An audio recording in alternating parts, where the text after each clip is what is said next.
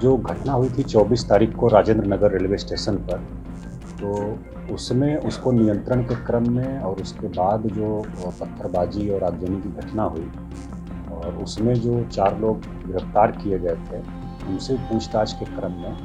कुल 6 ऐसे लोगों का आया था नाम जो कि किसी न किसी कोचिंग संस्थान से जुड़े हुए थे, उसके संचालक या उसके प्रतिनिधि थे। उसी को देखते हुए हम लोगों ने आज जो बिहार एसोसिएशन है कोचिंग का, उसको उनके पदाधिकारी और उनके अन्य सदस्यों को बुलाया था। लगभग 25-30 की संख्या में लोग शामिल हुए थे। तो एक तो ये कि हम लोगों ने अपना जो एक्सपेक्टेशन है उसको हम लोगों ने ब्रीफ किया है, किसी प्रकार की गैर कानूनी गतिविधि में या उसको प्रोत्साहित करने में कोई भूमिका नहीं होनी चाहिए किसी भी कोचिंग संस्थान की। कोचिंग का दायित्व तो पढ़ाने का है, बच्चों का कैपेसिटी बिल्डिंग का है, तो वो होना चाहिए, ये हम लोगों ने अपनी अपेक्षा बताया है। और उन लोगों का भी कुछ ग्रीवांस था तो उसको भी हम लोगों ने सुना है और हम लोगों का बहुत स्पष्ट मंतव्य है कि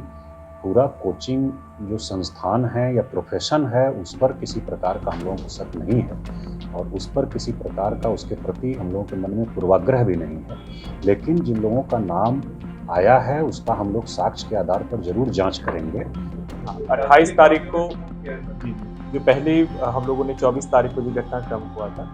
जो कि पहला घटनाक्रम, तो उसी वक्त उन लोगों को जानकारी थी कि 26 और 28 को पुनः रेल रोको का आह्वान किया गया है विभिन्न संगठनों या प्लेटफॉर्म्स के द्वारा। तो कल भी हम लोगों का जो प्रिवेंटिव डिप्लॉयमेंट है प्रमुख रेलवे स्टेशंस पर और जहाँ पे इम्पोर्टेंट हम लोगों के रेल खंड हैं वहाँ पे रहेगा। हम लोगों ने जो रेल पुलिस है उसके साथ भी हम लोगों ने समन्वय स्थापित किया है।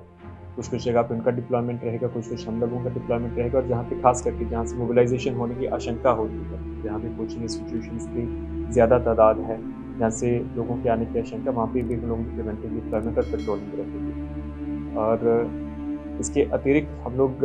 लगातार जो सोशल मीडिया प्लेटफॉर्म्स हैं उनका हम लोग मॉनिटरिंग भी कर रहे हैं, क्या ट्रेंड हो रहा है, कौन सा कैंपेन ट्रेंड हो रहा है, इसमें कौन कौन से लोग जुड़े हैं, लगातार इस पूरी सिचुएशन की हम लोग मॉनिटरिंग कर रहे हैं। आज देखें जो हम लोगों ने मीटिंग बुलाया है बेसिकली इसी काम के लिए ही बुलाया था, क्योंकि कल भी जैसे 28 तारीख को लेकर रेल रोको का जो चल रहा है और उसमें भी एक संभावना होती है कि हिंसा होगी, क्योंकि पहले भी 2 दिन लगातार हिंसा हो चुकी है। तो इस प्राथमिकी, क्योंकि जो प्राथमिकी हुई है उसके आधार पर भी हम लोग जो विभिन्न सोशल मीडिया चैनल्स हैं ऐसी साइट्स को ब्लॉक करवाने के लिए ऑलरेडी रिक्वेस्ट भेज भी चुके हैं। और सेकेंडली आज कोचिंग एसोसिएशन ऑफ बिहार के जितने भी प्रतिनिधि आए थे उनके माध्यम से हम लोगों ने अपील भी किया है कि आज सभी जितने भी कोचिंग इंस्टीट्यूट्स हैं, जो शिक्षक अपने, क्योंकि हर एक के आजकल अपनी यूट्यूब चैनल्स हैं,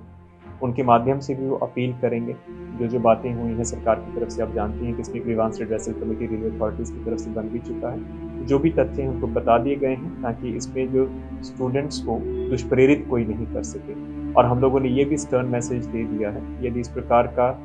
कल का कोई मोबिलाइजेशन होता है और किसी का भी नाम स्पष्ट रूप से आता है और हम लोगों को साक्ष्य मिलता है कि उनके डिजिटल प्लेटफॉर्म्स के माध्यम से मोबिलाइजेशन हो रही है,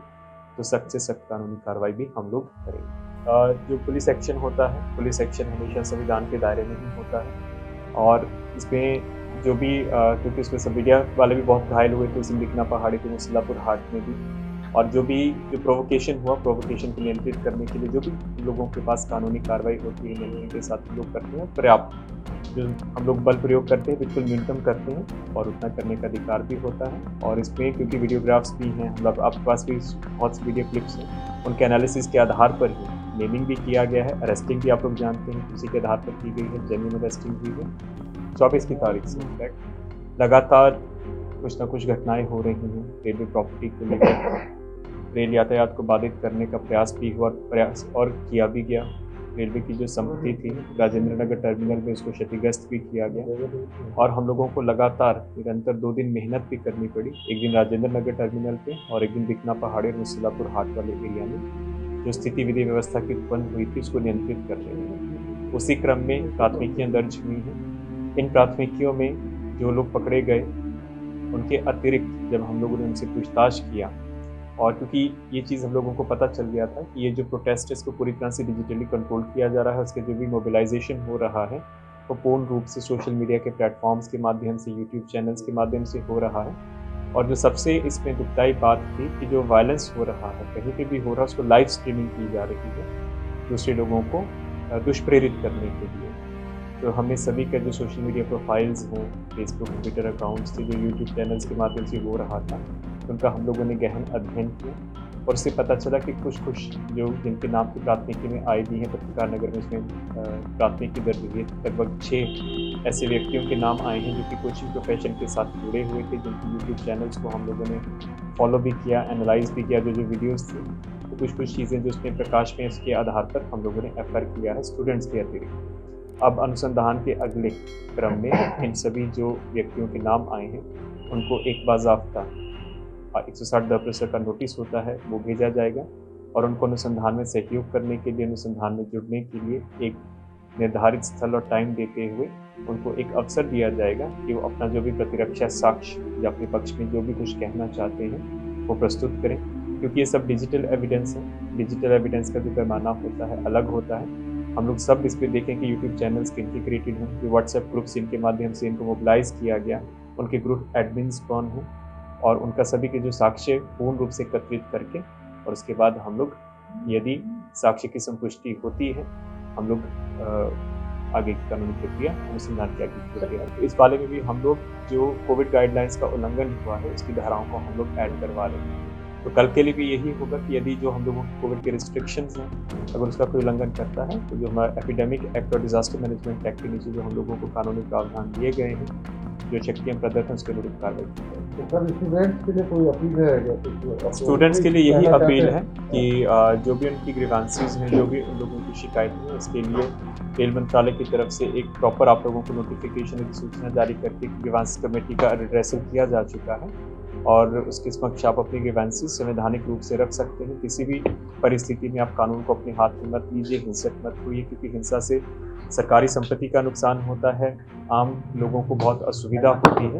और जो भी आपकी ग्रीवेंसीज हैं उसको प्रस्तुत करने का एक संवैधानिक तरीका है। उस दिन भी हम लोगों ने बहुत बारी अपील किया था, आप लोग सभी इसके प्रत्यक्ष साक्षी भी हैं कि अपना ज्ञापन दीजिए, आप लोगों का हम लोग आगे पहुंचाएंगे। जो सक्षम प्राधिकार है स्वनियंत्रण में रहें, संयम में रहें और किसी प्रकार की हिंसक गतिविधियां नहीं करें, नहीं तो कानूनी रूप से सख्त कार्रवाई की जाएगी। मीटिंग में एक्चुअली देखिए कॉन्फिडेंस बिल्डिंग मेजर के लिए बात हुई है। डिस्ट्रिक्ट एडमिनिस्ट्रेशन के साथ कोचिंग एसोसिएशन का कैसे सहयोग रहेगा। हम लोग सारे बच्चों से बेसिकली अपील करना चाहते हैं कि रेलवे ने ऑलरेडी कमेटी फॉर्म कर दी है, उसमें सभी का राय मांगा गया है ईमेल के थ्रू भी, और डीआरएम ऑफिस और ये जितने रेलवे रिक्रूटमेंट बोर्ड है वहाँ पे आपको देना है। हम लोग सारे बच्चे के साथ मिल करके उनके जो मांग है अपने तरीके से हम लोग रखेंगे भी, वो लोग डायरेक्ट भी अपना दे सकते हैं। हम लोग सिर्फ पूरा कोचिंग और टीचर्स लोग बेसिकली जितने भी हमारे स्टूडेंट हैं उनसे बेसिकली अपील मेरा यही है कि अभी संयम बरतें और कोई भी लॉ एंड ऑर्डर वाला सिचुएशन नहीं क्रिएट करें, और जितने भी चीज़ें हैं, जितनी भी सरकारी संपत्ति वगैरह हम ही लोग का डायरेक्ट इनडायरेक्ट टैक्सेस से किया गया है और हम लोग अपनी मांगे उचित फोरम पर रखेंगे। एक तो ये, दूसरा प्रशासन के द्वारा हम लोग का जो भी 4-5-6 कोचिंग के टीचर्स के द्वारा पे जो एफआईआर हुआ है